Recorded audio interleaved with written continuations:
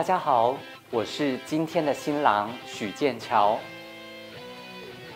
世纪婚礼向来是媒体热爱报道，也是一般民众津津乐道的话题。毕竟，婚姻是人生大事，同时意味着家族即将开枝散叶，所以政商文人或者演艺明星无不对婚礼精心策划，以此作为爱情和事业的巅峰见证。我们除了赞叹这些婚礼的排场奢华、规模宏大，也借由这样子的呈现方式，想象王子和公主从此过着幸福快乐的日子。当然，新娘身上的那袭婚纱，更是焦点中的焦点。从品牌、设计师、款式到价格，都是大家品头论道的婚礼核心。回到台湾阿嬷的芭比时代，阿嬷结婚时也是穿婚纱吗？婚纱又是什么时候开始在台湾流行的呢？当时的款式是怎么样子的呢？这一集，我们以家有喜事的心情，带领大家一起走上红毯的那一端，认识这一段喜气洋洋的历史。于是，我们就从1912年台湾的一场世纪婚礼开始说起吧。1912年的这场世纪婚礼，新娘蔡娇霞出身台中清水蔡家，她的父亲蔡连访纵横政商两界，曾获颁6等勋章，与日本的官方的关系良好，财力雄厚。他曾经和林献堂筹设台中中学，也就是今天的台中一中。新郎林祖寿也大有来头，他出身板桥林家，是台湾5大家族之一，更是首屈一指的富豪。照片中，新娘头戴镶有珠帘的凤冠，身穿中国传统的嫁衣和霞帔。新郎呢，则是穿长袍马褂的官服。他们的服饰其实是属于有官位者才能穿戴的，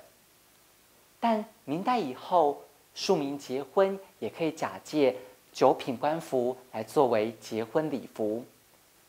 这种风俗一直延续到清朝之后，而林、蔡两家都是豪门，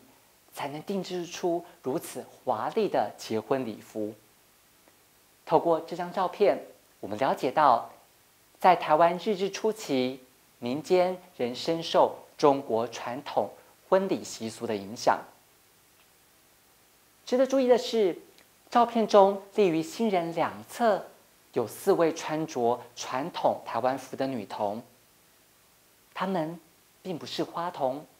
而是新娘的随嫁婢女，她们专门要照料新娘的生活起居。由于新人家世显赫，婚礼备受瞩目，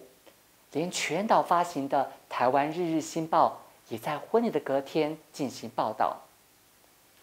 报的内容大意是说，这场婚礼的排场两岸罕见，板桥家家户户张灯结彩，还从南部请来知名的戏班子德胜班唱戏半个月。在休闲娱乐还不盛行也不多元的当时，引起地方上的沸腾。这般热闹的景象，一如新娘蔡娇霞身上那袭象征喜气洋洋的大红色的礼服。至于今天蔚为主流的白色婚纱，则源自于天主教徒举行祭典时所穿的典礼服，后来才逐渐演变为新娘礼服。但是，就华人的认知观感里，红色和白色具有不同的意涵，甚至根本上是相对的。于是乎，喜宴上能出现白色的婚纱，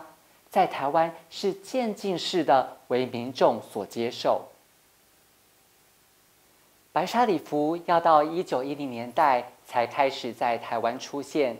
并且是先从头纱这个配件加入到新娘礼服的行列。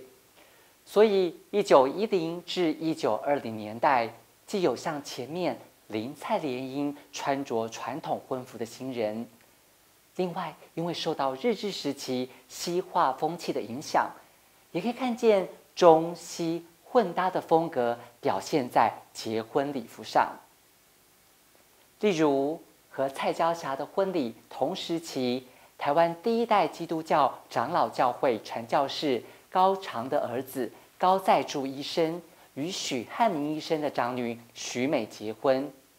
他们的结婚照就显映出西式文明的色彩。这张结婚照拍摄于1910年，新郎留着西装头，身穿佛罗扣的礼服，搭配的是黑皮鞋；新娘则穿着传统台湾服。这显示了台湾改穿西服的风潮是男性早于女性，同时说明西式作风已在社会出现，从而有西服配台湾服的特殊景象。但这对新婚夫妇相隔1年拍摄的结婚周年纪念照里，我们看男方的打扮依旧，女方呢则是在台湾服的衣着外多了个头纱。原本额头的齐眉的刘海被梳得光洁，头纱做得高耸，它缀花作为装饰。从这里可以看出，这对夫妻已将一般喜事视为禁忌的白纱，转化为圣洁的象征。这或许是因为男女双方家族从长辈到新人都是受日本的新式教育，同时信仰的是源自于西方的基督教有关。到了1920年代，头戴西方头纱的时髦台湾新娘变多了，也让我们看见更多样的结婚造型。例如从雾峰林家的林垂拱与前清进士陈望曾的女儿陈琼珍的结婚照来看，新郎穿的是传统长袍，新娘则是短版凤仙装，但是它搭配的是长度及地，甚至在地板上延展的白色头纱。对比前面高在柱妻子许美的头纱，许美的是高耸缀花露出额头，陈琼珍的则是罩住额头垂地。所以头纱这个率先加入台湾新娘礼服行头的西式配件，其自身也有各种的款式，从中我们可以爬梳出流行的趋势和扩散的幅度。例如1927年在上海举行婚礼的蒋介石和宋美龄，新娘宋美龄的头纱同样也是遮盖住额头，长度及地延展。又或者回到台湾，也在1927年结婚的台中大甲街长的儿子朱江淮，参照他的结婚照，研究者陈柔静是这么描述的：新郎当时正就读京都帝大，一身最标准时髦的礼服，头戴大礼帽，身穿佛罗扣礼服，双手戴白手套。新娘身穿过膝的洋装，头纱紧紧地包住额头，连耳部也盖去，然后垂泻异地。所以遮盖额头有一定长度的头纱，似乎是1920年代最时髦的新娘头纱款式。而朱江淮的结婚照还有一个有趣的亮点，那就是新娘和新郎他们都戴着圆黑框的眼镜。而时光匆匆，流行不断异动，台湾的婚礼服装到了1930年代后，各位觉得会呈现出什么样的流行风貌呢？前面我们曾经介绍过高在柱医师贤伉俪的结婚照。到了1937年，她的次女高慈美也是台湾第一位钢琴女教授，要与台北富商李春生的曾孙李超然结婚了。我们看见这张照片的礼服，已经跳脱新娘父母中西混搭的服装形态，而是完全的西式风格。新郎身穿俗称 morning good 的 morning coat， 手持高呢帽，并搭配黑皮鞋。新娘高慈美则是一身西式长裙礼服，头戴异地的白色头纱，两人双手皆戴有白色手套，新娘并手持百合捧花。或者前一年1936年的《妇女》杂志刊登了这对新人的结婚合影。新郎张文成的父亲是美商石油公司的台湾支店长张宏图，新郎新娘都在香港留学，因此他们的婚纱一如这张照片的参与成员，充分的展现出国际性。新郎是完全西式的打扮，新娘礼服也同样，那是一件式的席地洋装，头纱不再遮住额头，退让到头顶的位置。新娘的手也戴着白色手套，而站在新人两侧的两位小女孩，这一次就真的是花童了。花童的蛋糕裙也衬托出这场婚礼的时髦。可以说，1930年代以后，台湾的富贵家族的新娘似乎已经不太穿传统的中式礼服，